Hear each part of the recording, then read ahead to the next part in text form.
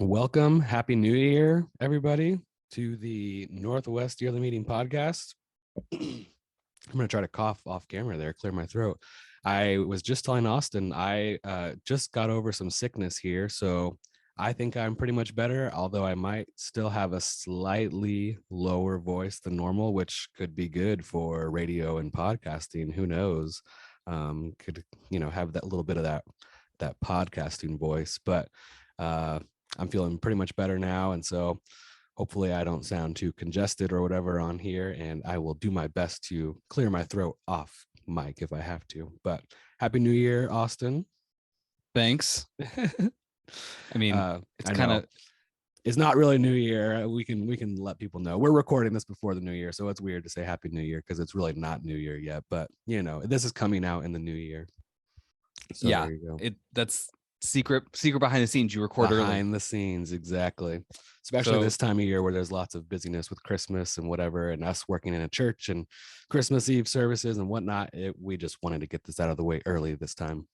Yeah, I'm not sick, so there we go. That's good. One of us will be on our A game today, and the other one will just be hacking up along in the back. Yeah. So hopefully, you're listening to this, January 1st when we drop this. So looking forward to that. There you go. Well, we have a guest today. Our guest is Julie Anderson, and she has written a book. Some of you may know her. We're just going to bring her in right out the gate here. So let me get her going here. Hi guys. Oh, I just texted Austin saying, "Are we meeting at 9?" I know it's confusing because he sends the link from Boise, so it's a different time zone. I know. I'm sorry. That's okay. I should have clarified that earlier. Well, good morning, Julie, and welcome to the Northwest Yearly Meeting podcast. Good morning. I'm going to kind of introduce you a little bit, and I met Julie during Yearly Meeting for the first time, and where she was, she recently published a book on William Hobson's life, and it really spoke to me, and I thought it was great, and I was like, I would love to have, as me and Jacob kind of started making the podcast, I thought, this would be a great opportunity for Julie to share her book, and I read it and really enjoyed it, and I thought it could be real beneficial to the people who are listening here. And you're a pastor at Newberg Friends. Yes. So why don't you tell us a little bit about yourself and how you're connected to the yearly meeting? Sure. I'm the congregational care pastor at Newberg Friends Church, and I've been doing that since just before the pandemic started. So that was a challenge to come in on on that situation. So I worked a lot with the older folks in our church family, going on visitation, and also do hospital visits, and just helping to take care of folks, help to host memorial services and plan those, and weddings and baby showers. And so taking care of people. All right.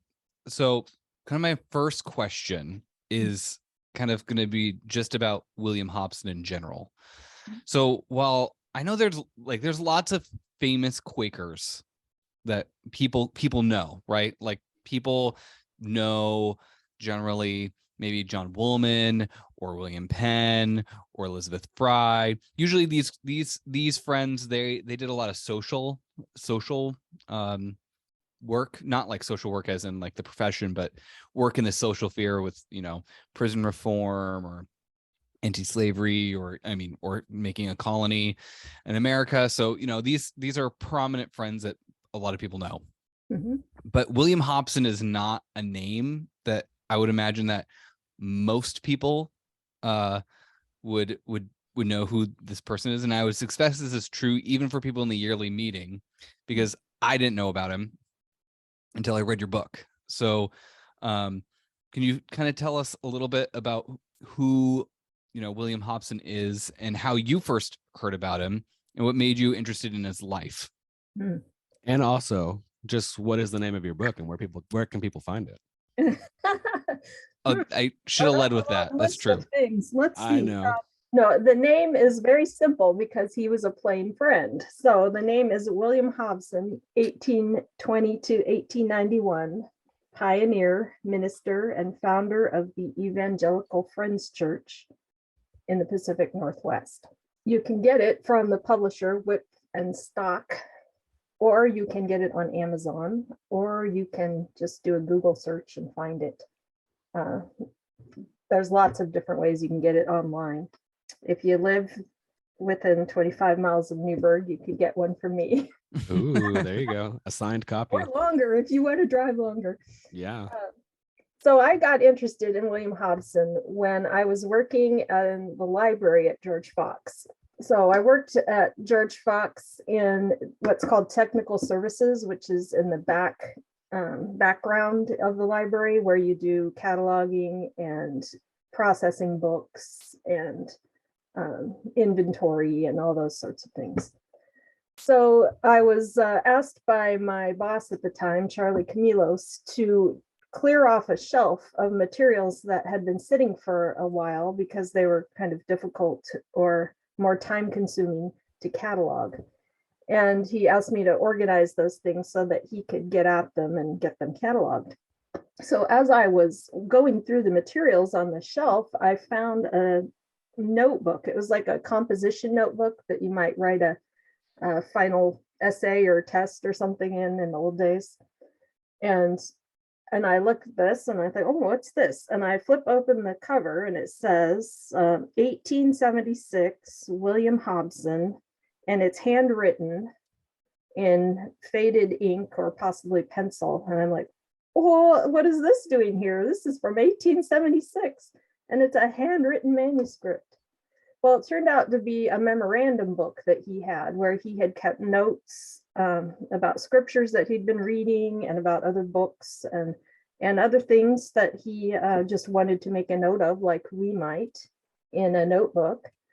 And that got me really interested. I knew vaguely who William Hobson was because at Newberg Friends, our lead pastor at the time had told us a little bit about the fact that William Hobson was the founder of Newberg Friends Church and therefore of the early meeting, because the Friends churches came out of Newberg Friends. So I just vaguely had this thought, and I had a picture of him because our pastor had put a picture of him up there, and he had this impressive beard. It was just like, whoa. Oh, I have to say, I mean, I really wish we maybe, I mean, I don't really wish this, but sometimes it'd be super helpful to like show the recording of this so I could show a picture. But yeah, his beard, he's an intense fella. Yeah. You know? Yeah, like, I always said that if I was a man, I would have grown a Hobson while I was writing. I tried to convince my husband to grow Hobson, but he wasn't on board with that. So anyway, that got me interested in Hobson, but because of life circumstances, I didn't have time to really dig into it until much later, probably about 10 years later. I asked Charlie, could I transcribe his memorandum? And so Charlie allowed me to do that.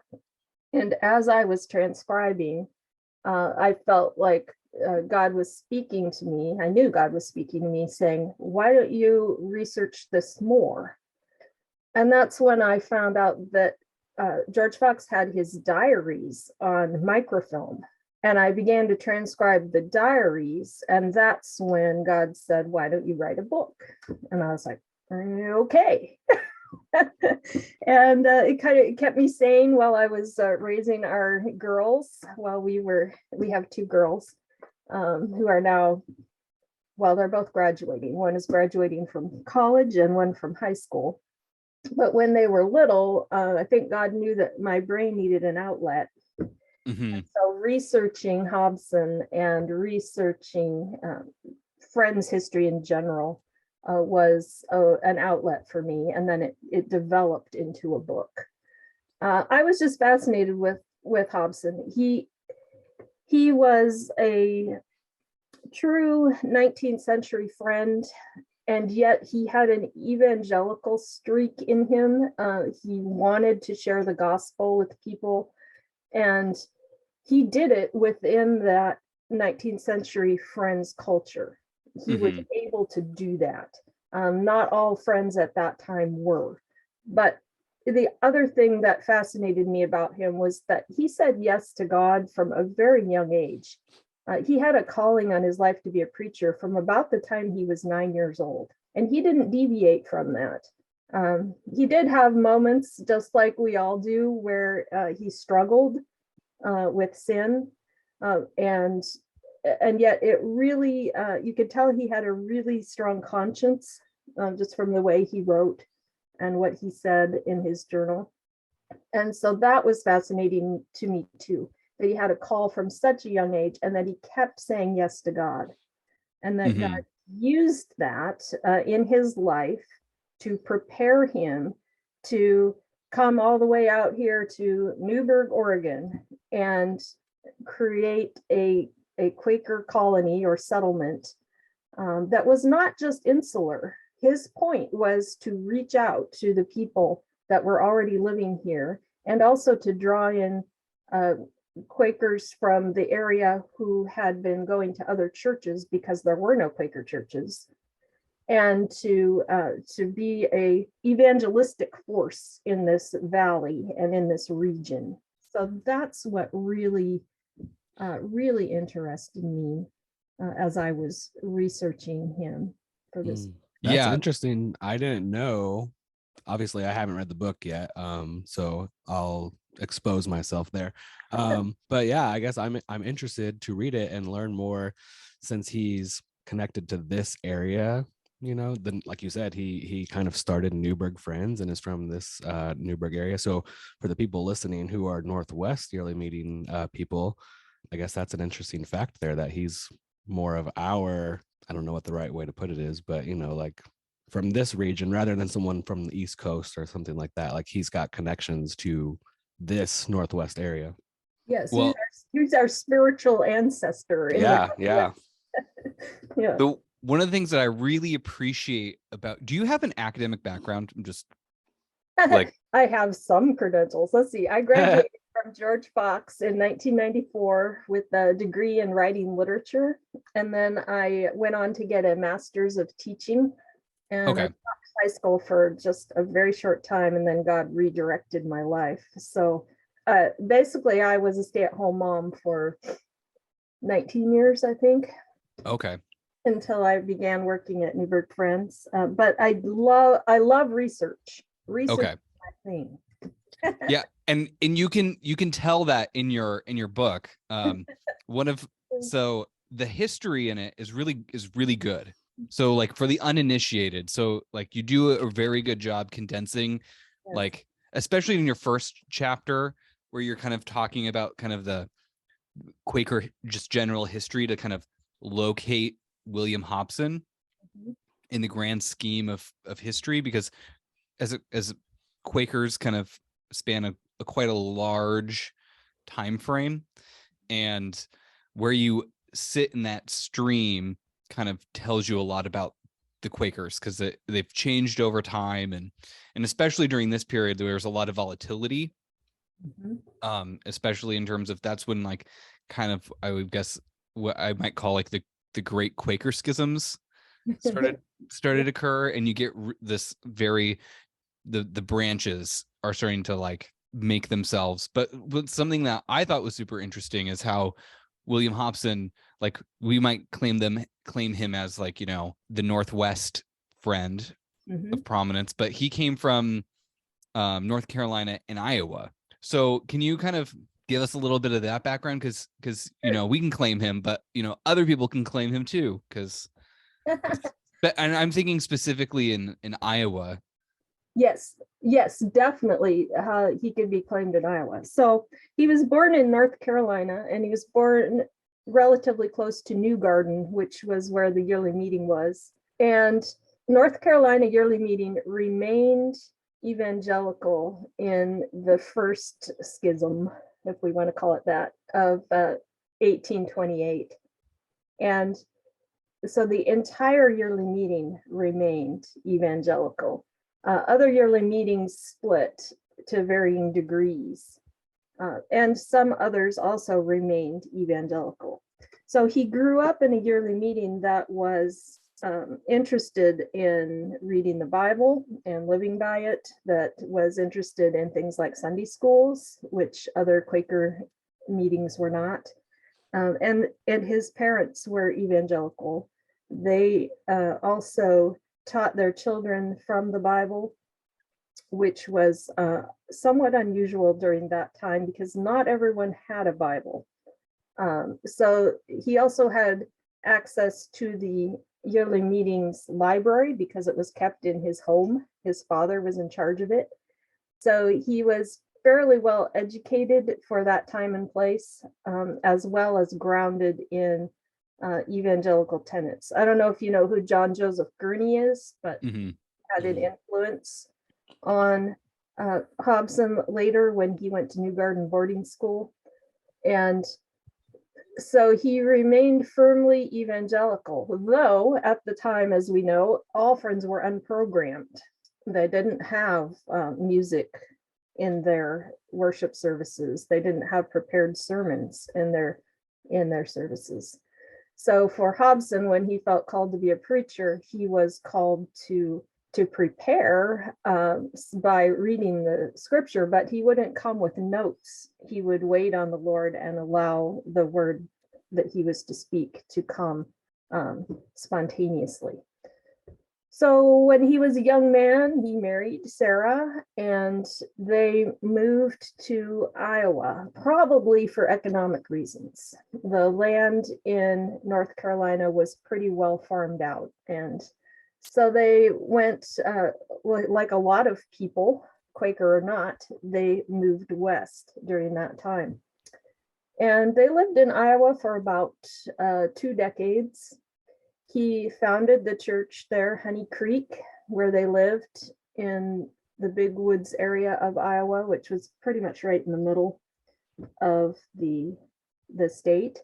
And well, they wouldn't he would hate for me to say he was a lead pastor, but that's kind of what his role was. I can feel his cringing happening. Yeah, he has a very disapproval look right now. Yeah, he would not like that. He believed that you would have a whole bunch of ministers, but in that time and place, there weren't enough ministers, so he was pretty much the one. And he started a Sunday school at Honey Creek, which was, evangelical in nature for Friends at that time.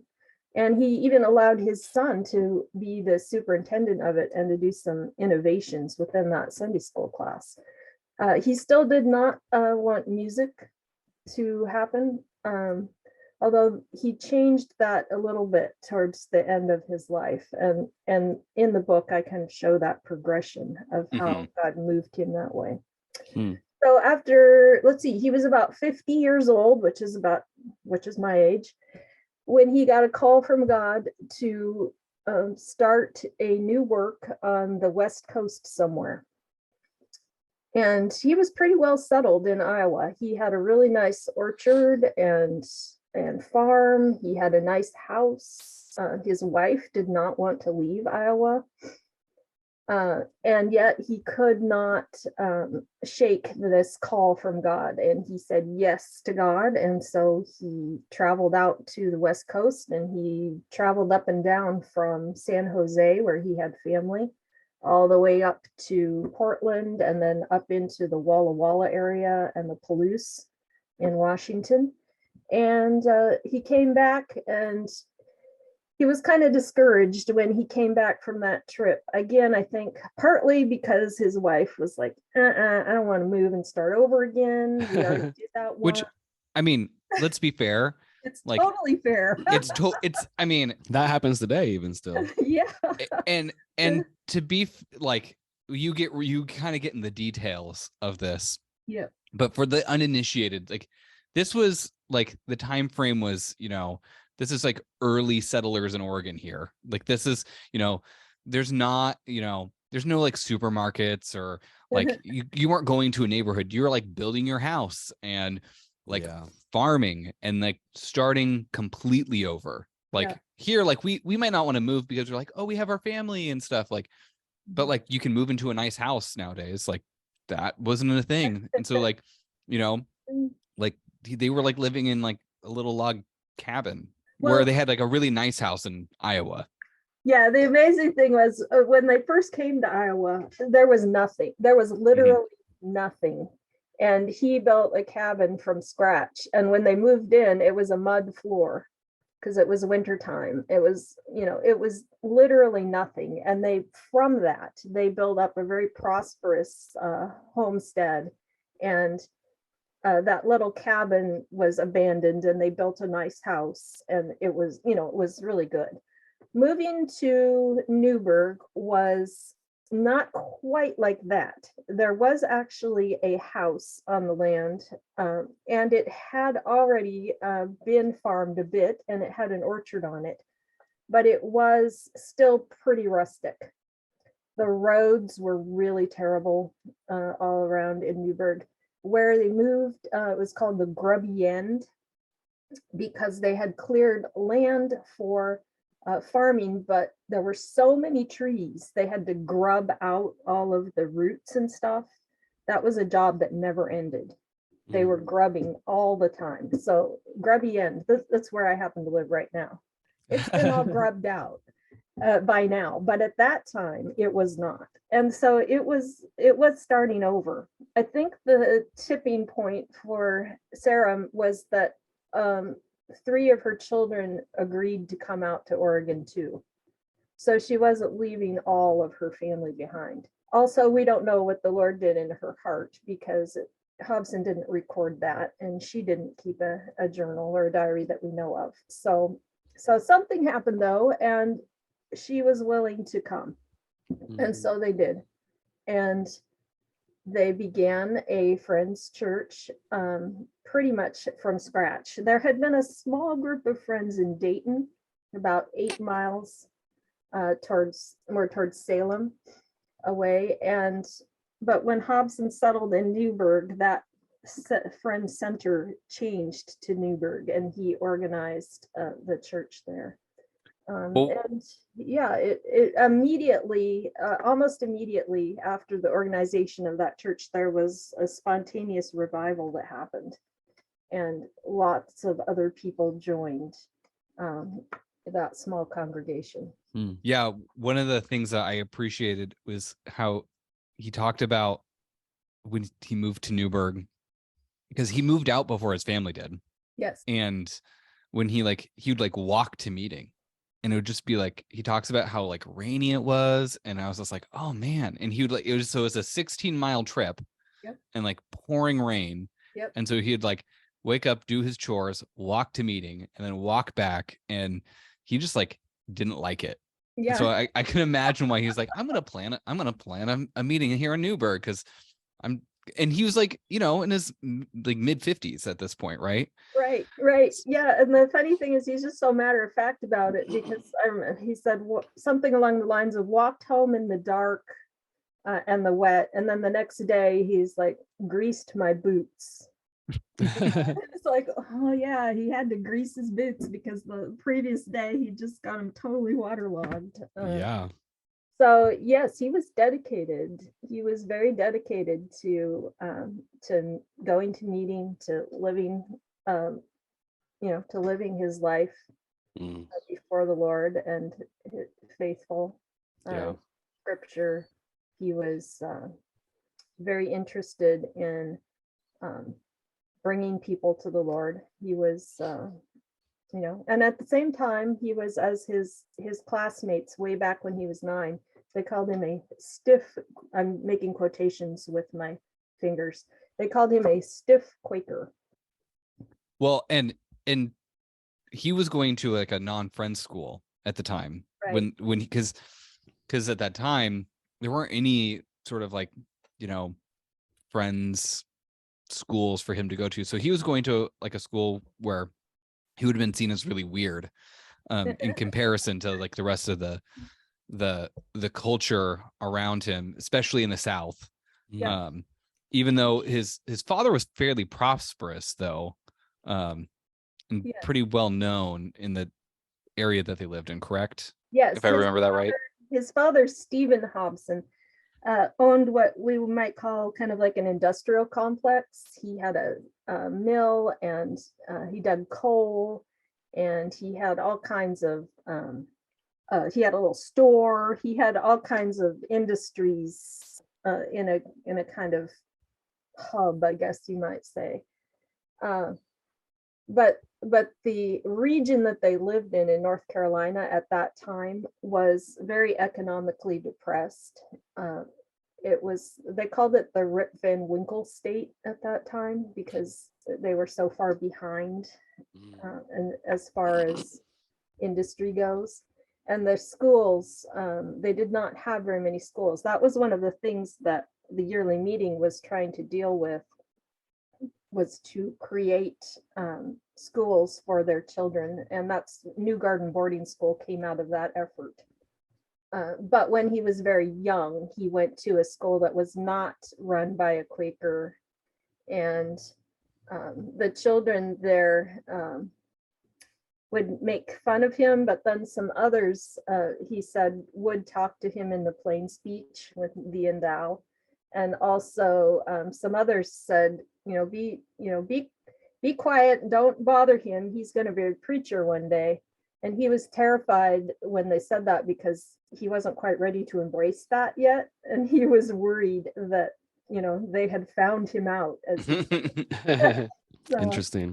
yeah, it was, that's just the fascinating thing to me, is his obedience from a young age. Yeah, I'm kind of curious. Last month on the podcast we had Alan Wynot on here, and he shared a little bit about John Woolman, and so now we got another here talking about William Hobson, and so we're kind of unintentionally going through these old famous Quakers here on the podcast. But I'm curious, like, what you would say is something that is applicable that we can take away from his life today.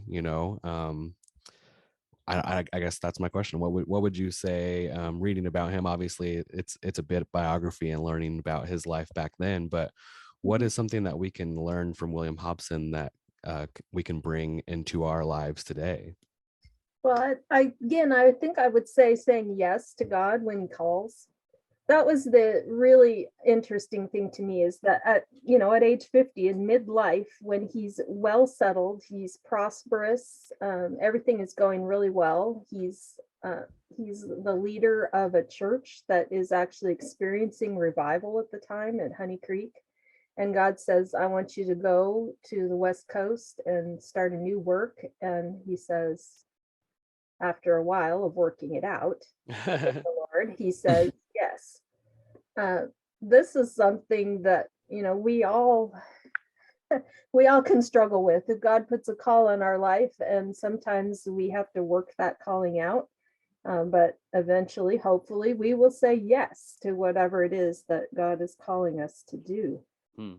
That would be the main thing. As I was writing, I had a piece of paper that I had written on there, and to keep me focused. And this is the main thing was Hobson's obedience.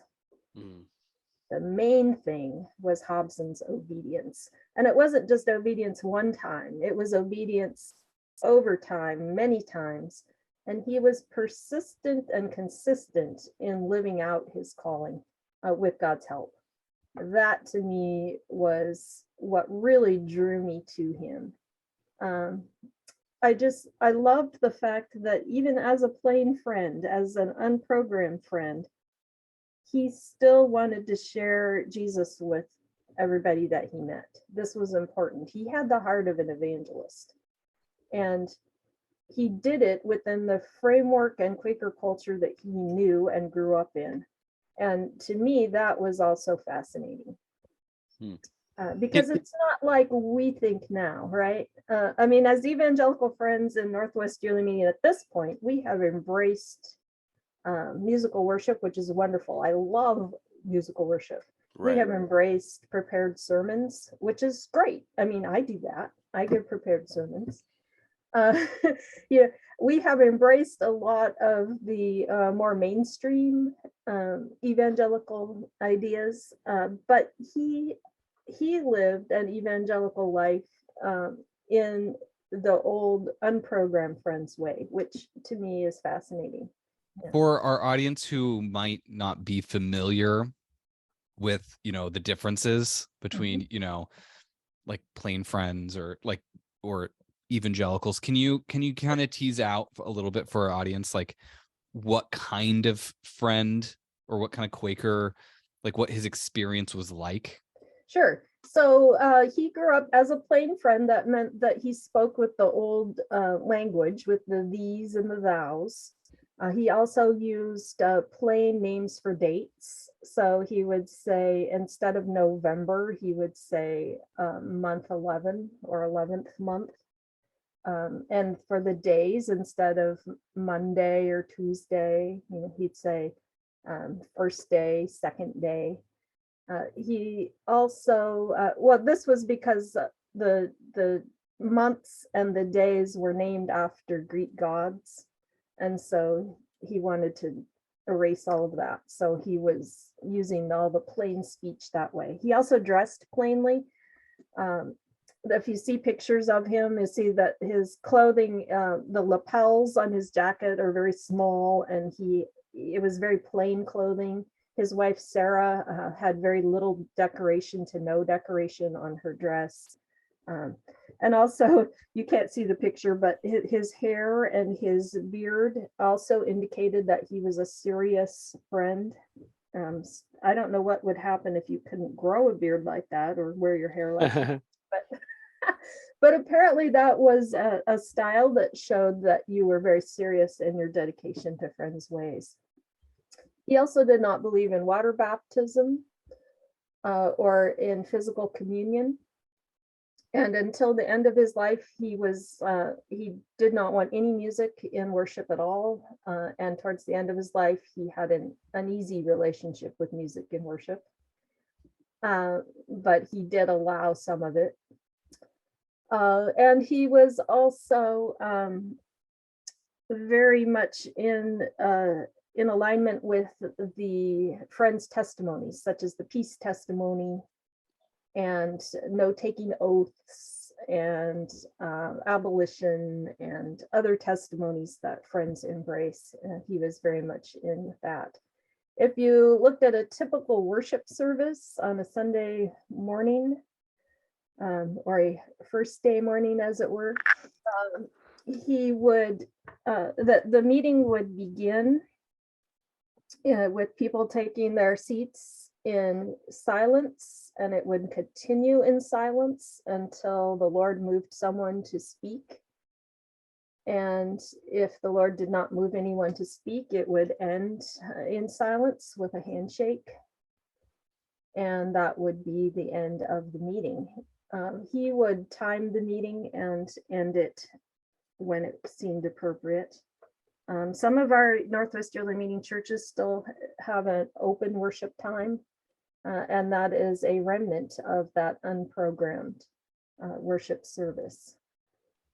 They would meet on Sunday mornings, first day mornings, or fifth day mornings on Thursday mornings.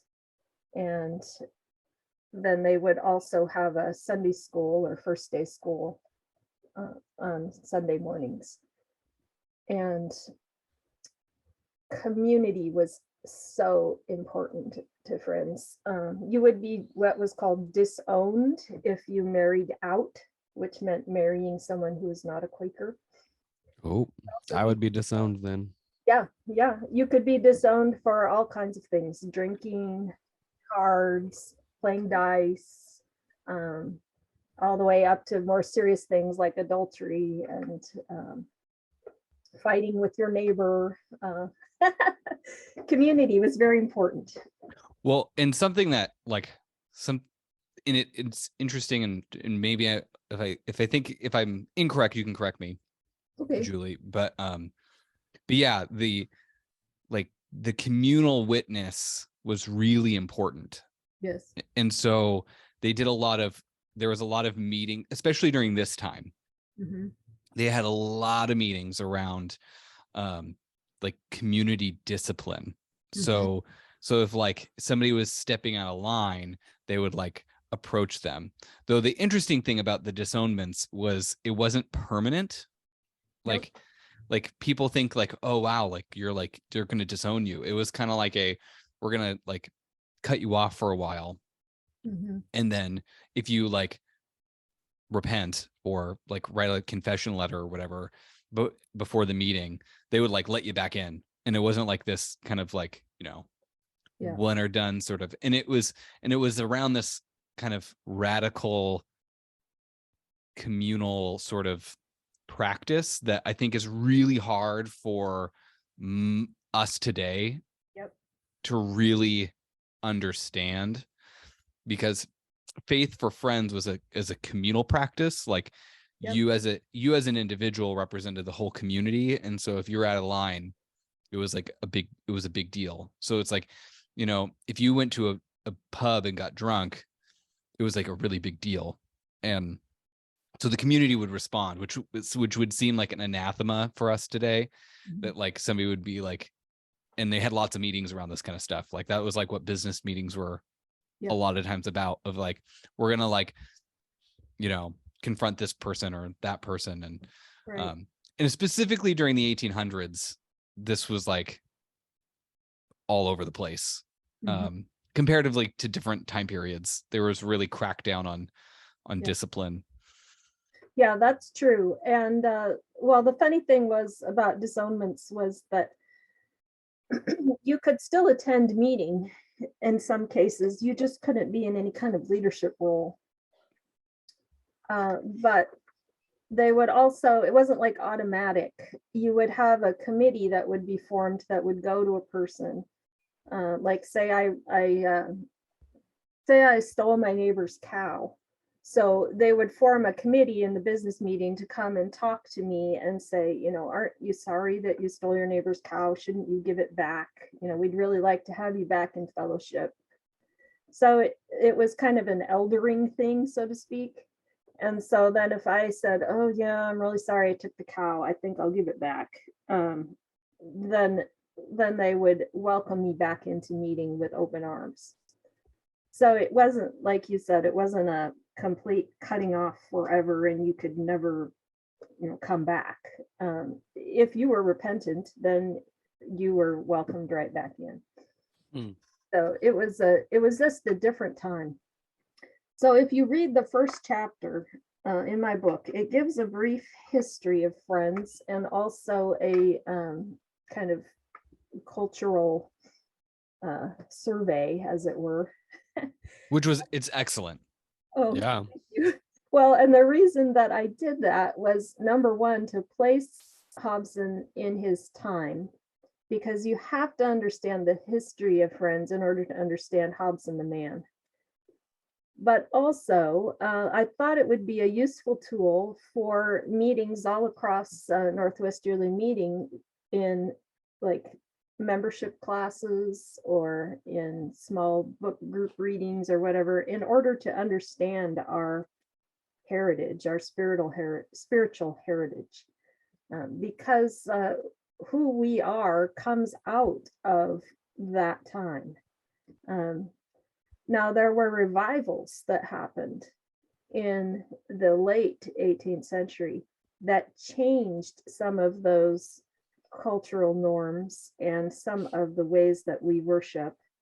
But the heart of who we are is still, I think, in those Quaker testimonies and in the way that we do business by trying to search out and discern the will of God.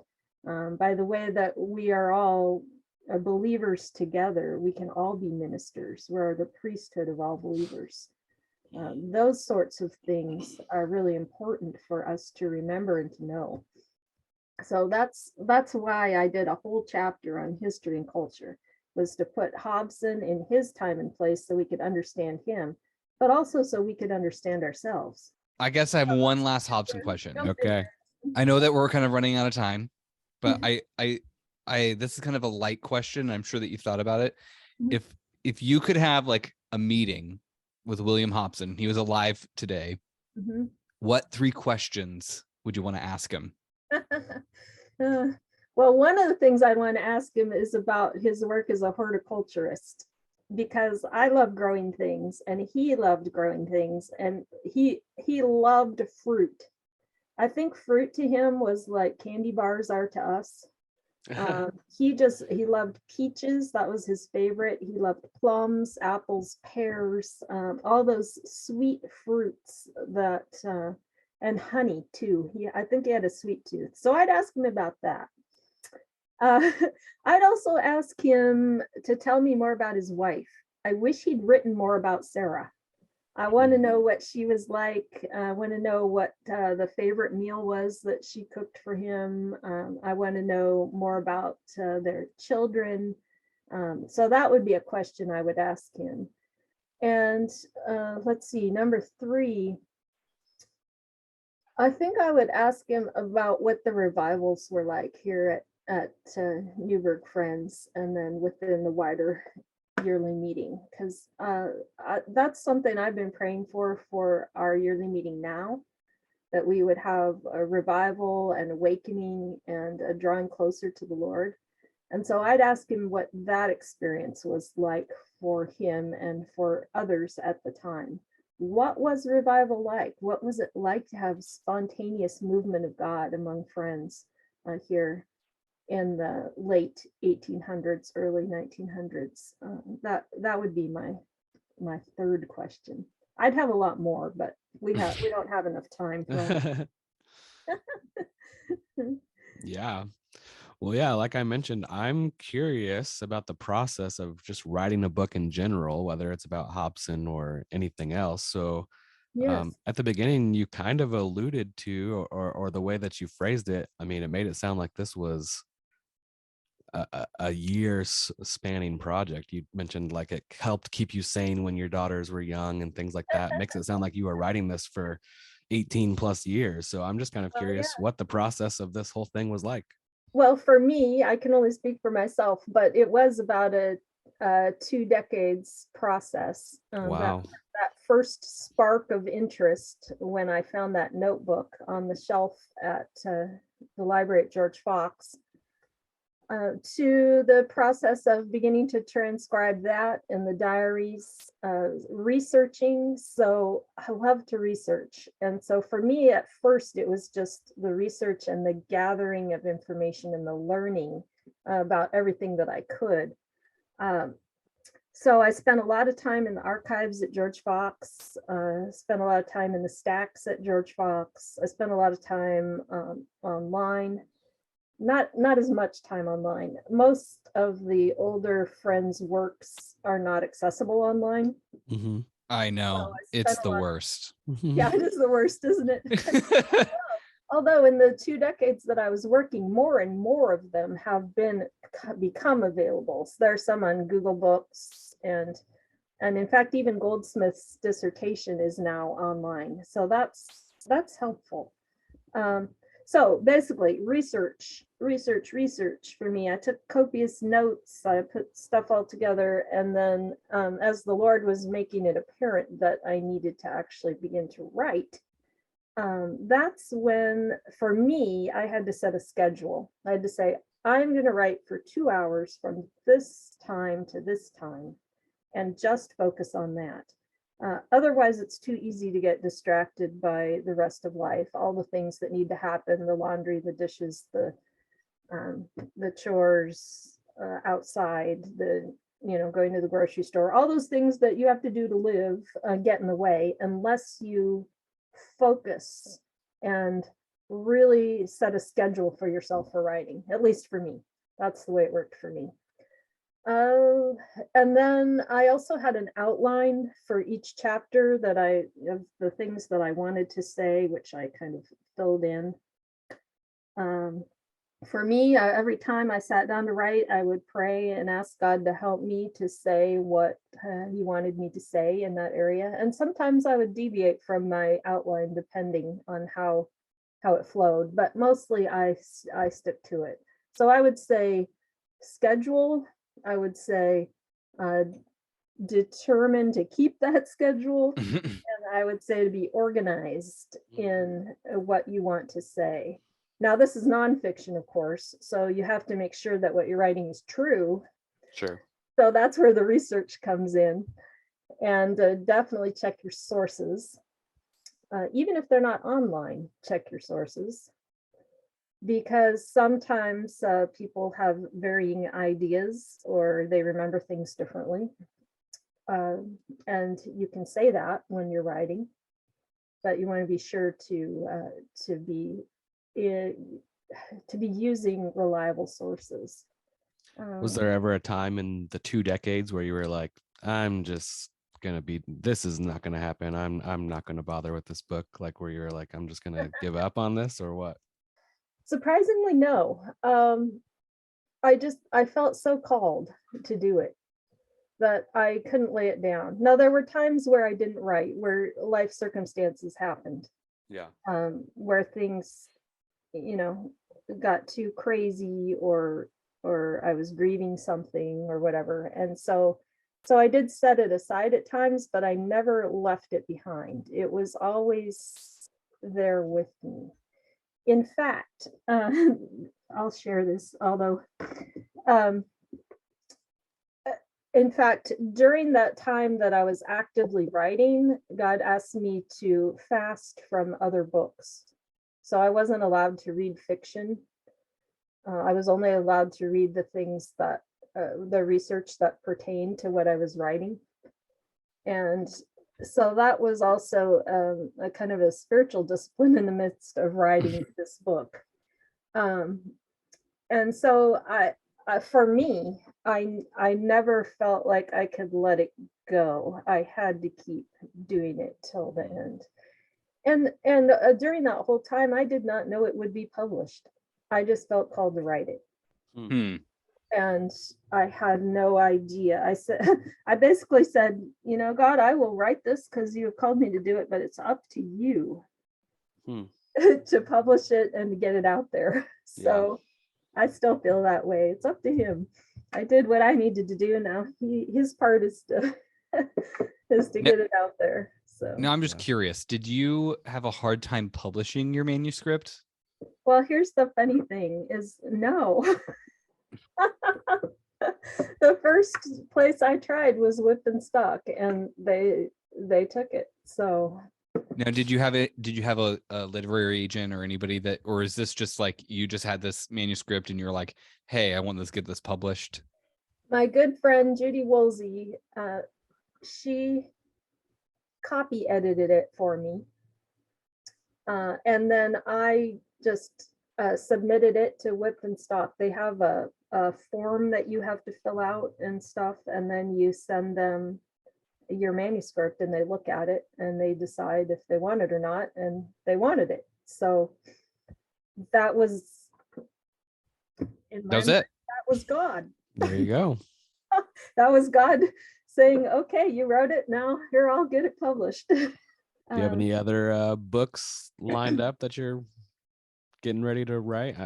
I mean, it might take you the next 20 years, but yeah, it might.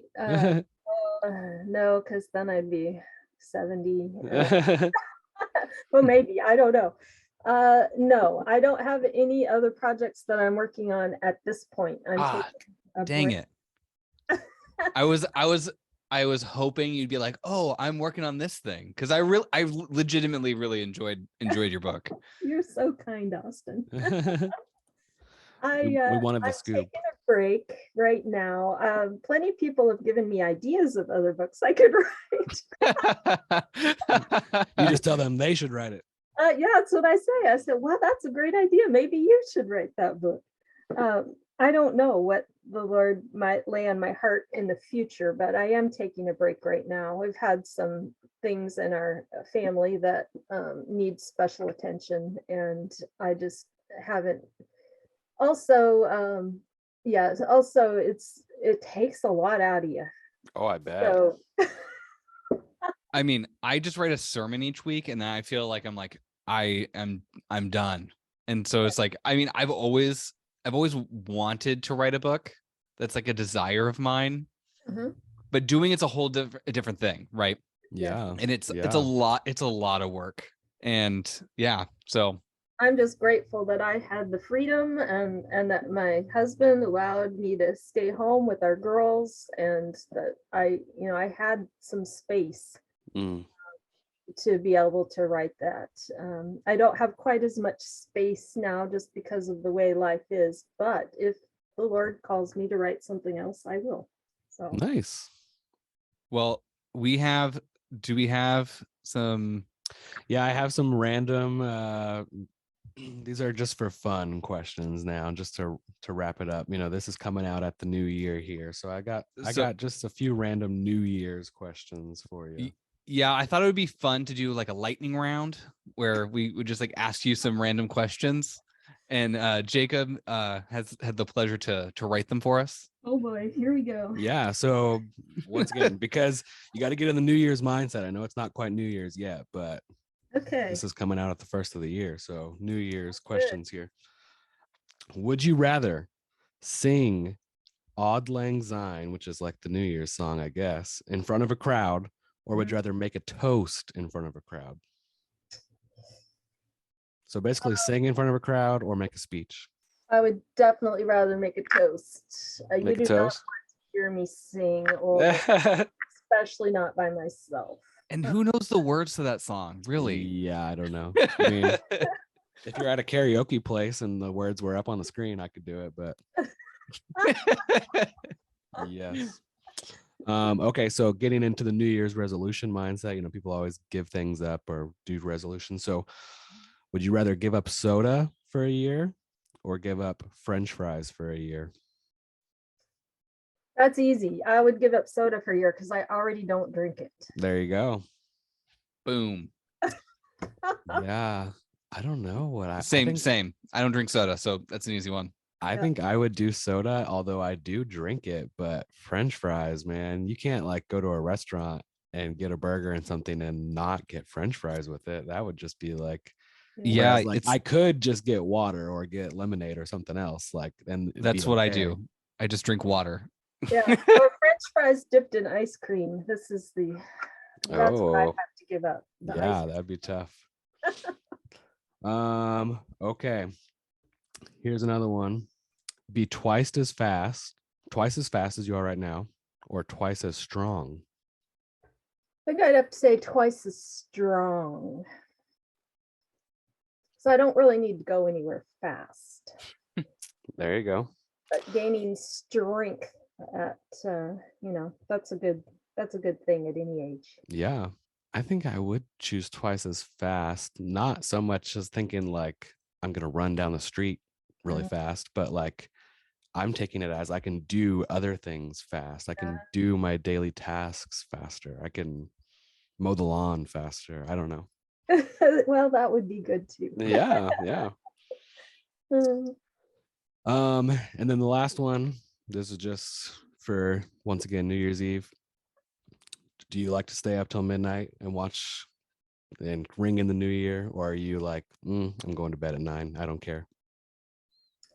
I generally go to bed at 9. I don't care. We get woken up by neighborhood people banging on pots and stuff like that, which is just fine. Right. But I'm not much of a night owl, so I don't. You're not ringing in the new year. I don't usually stay up real late. Sometimes we do. We'll go play games at our friend's house, but right. We go to sleep early. How about you guys? I usually am a night owl and like to stay up late, and we go to some friend's house and play games. But this year, the friends that we go to, and myself included, we all have babies now, like under 1 year old. And so I don't think we are going to make the midnight. I like, and I, yep.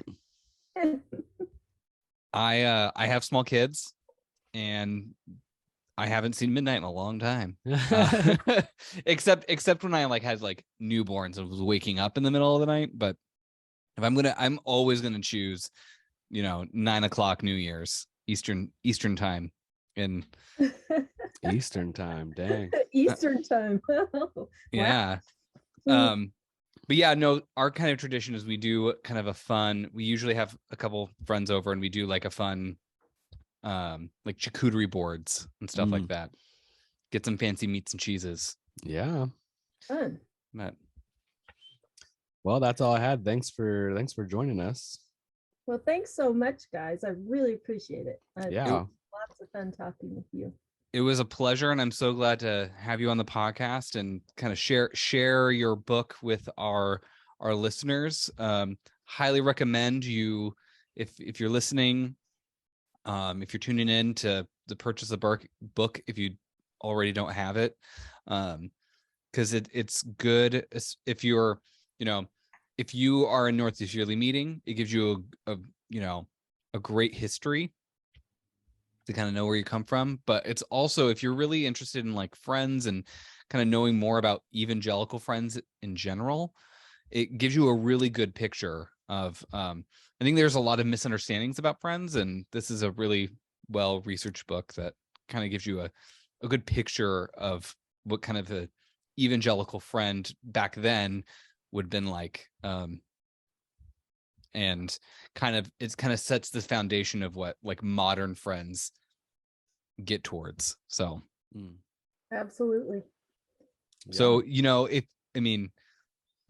you have some extra money from the holidays, pick up the book. Yeah, it's on Amazon, or like you said, they can get it on the. So the publisher is Wipf and Stock. It's WIPF and STOCK, Wipf and Stock. But Okay. you can easily find it on Amazon. It'll come right up. All right. Or like they said, come knock on your door in Newberg and get a personalized copy. That's right. I'd love to see you. All right. Thanks so much, Julie.